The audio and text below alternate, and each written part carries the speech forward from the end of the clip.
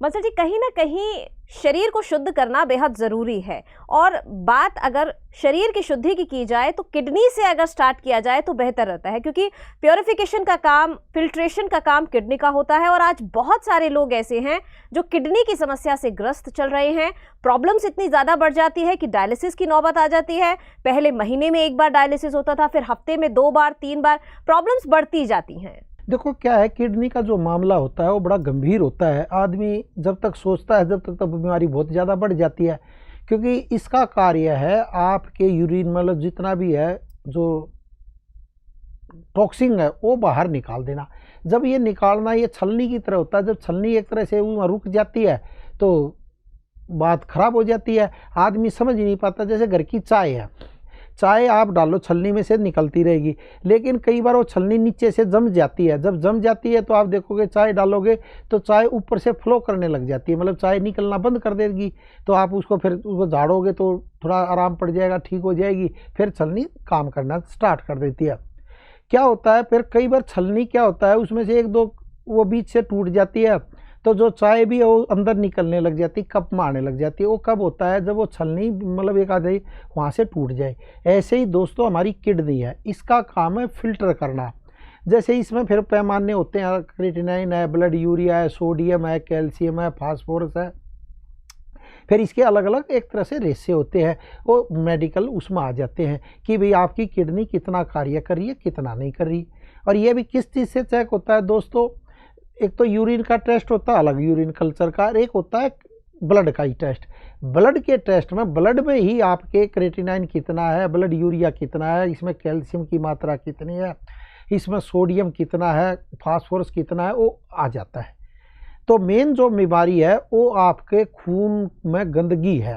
मतलब जब खून ही साफ नहीं होगा तो जो किडनी को जो स्ट्रॉन्ग दे रहा है, ताकत दे रहा है, तो वो कार्य नहीं करता, तो किडनी धीरे धीरे खराब होने लग जाती है। समझो बात वही है, नसों की रुकावट है। जो हार्ट से जो खून साफ होकर जाता है जब किडनी तक पहुंचता है तो उसमें क्रिएटिनिन बढ़ा हुआ होता है, ब्लड यूरिया बढ़ा होता है, सोडियम भी बढ़ा होता है, कैल्शियम की मात्रा कम होती है। तो वो फिर धीरे धीरे किडनी का मतलब पैमाना ये पता चल जाता है ये किडनी खराब करेगा।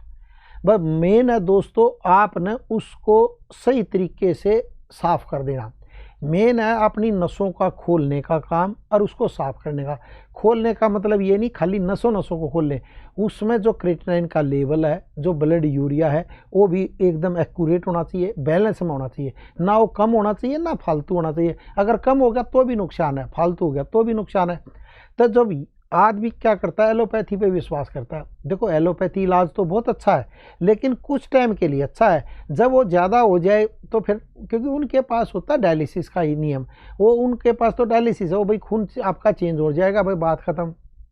और उसमें कितने घंटे लगते हैं? पूरे 4 घंटे लग जाते हैं। मतलब 4 घंटे तक आदमी लेटा रहता है, वो ब्लड मतलब चेंज होता रहता है, आने और जाने में 1 घंटा, यानी 1 दिन आपका पूरा ख़त्म हो जाता है।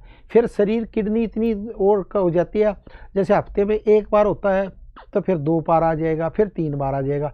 धीरे धीरे ये स्थिति इतनी गंभीर हो जाती है, आदमी फिर हॉस्पिटल पे ही डिपेंड रह जाता है। मतलब उसका जो घर है वो हॉस्पिटल ही होकर रह जाता है। और पैसे भी बहुत लगते हैं। चलो घर में तो पैसे खर्च ना हो, वहाँ तो पैसे लेंगे आपको लेटने के 4 घंटे के, और कितने पैसे लग जाते हैं? कहीं 3,000 का रेट है, कहीं 4,000 का रेट है। तो आदमी और गरीब से गरीब, गरीब से गरीब होता रहता है। और एक दिन ऐसी नौबत आ जाती है अपना मकान तक आदमी को बेचना पड़ता है, क्योंकि जिसको 1 साल या 6 महीने डायलिसिस कराते हो जाते हैं, तो फिर एकदम स्थिति इतनी गंभीर आती है कि उसका एक इंजेक्शन लगता है 6-7 महीने में, वो कमजोरी आ जाती है। हीमोग्लोबिन उसका और कम होने लग जाता है। कई बार मान लो किडनी खराब है, कोई बात नहीं, कईयों का फिर हीमोग्लोबिन भी इतना घट जाता है कि 6 तक 7 तक आता है, फिर उसके इंजेक्शन लगते हैं। तो दोस्तों अगर आपके किडनी में कोई भी अगर खराबी आ गई है, कोई भी किसी तरह खराबी है, मैं तो कह रहा हूँ एलोपैथी के साथ साथ आयुर्वेदिक डॉक्टर से ज़रूर सलाह लें, क्योंकि अब आयुर्वेद में भी बहुत अच्छी रिसर्च हुई है जो किडनी को फिल्टर करने में, साफ़ करने में बहुत अच्छा काम करती है। तो आयुर्वेद का भी ज़रूर सहारा लें, इसमें योग और प्राकृतिक चिकित्सा का भी सहारा लें। और इसमें जो आसन होते हैं, जो योगा होते हैं, अगर आप भी किसी अच्छे योगाचार्य की देख रेख में करेंगे तो आपको बहुत अच्छा लाभ मिलेगा। अब आपने करना क्या है, अगर आपकी किडनी मान लो ख़राब होती जा रही है, क्रिएटिनिन आपका बढ़ता जा रहा है, ब्लड यूरिया आपका बढ़ता जा रहा है, क्योंकि ये किस कारण से बढ़ता है, एक तो बीपी की जिनको शिकायत रहती है, अगर आपने बीपी की दवाई बंद कर दी तो भी किडनी ख़राब होने लग जाएगी। अगर आपकी डायबिटीज़ बहुत ज़्यादा है वो शरीर में बनी रहती है, कई बार आप डायबिटीज़ की दवाई छोड़ देते हो तो भी किडनी ख़राब होने लग जाएगी। या कई बार डायबिटीज़ में क्या होता है, इंसुलिन आप लगाने लग गए, कई बार इंसुलिन की मात्रा कम या ज़्यादा होने के कारण भी किडनी पे इफेक्ट आ जाता है, फिर डायलिसिस पर नौबत आ जाती है।